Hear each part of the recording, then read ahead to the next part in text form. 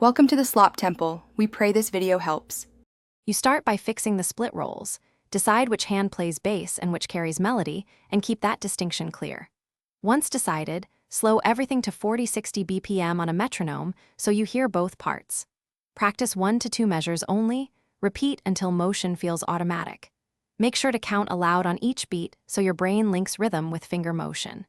These first actions build the neural map you need for true hand independence.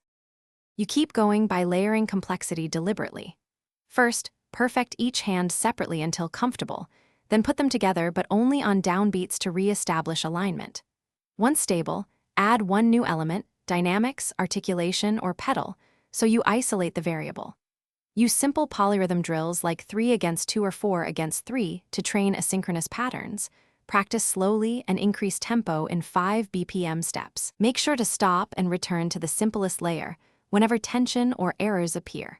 You finish by polishing coordination and bringing tempo up gradually. Once the passage is reliable, increase speed in 5 BPM increments while keeping accuracy. Make sure articulation and balance remain consistent.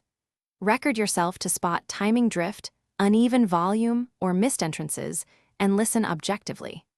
If progress stalls, troubleshoot by reverting to hand-separate work with the metronome at a slower tempo and then relayer.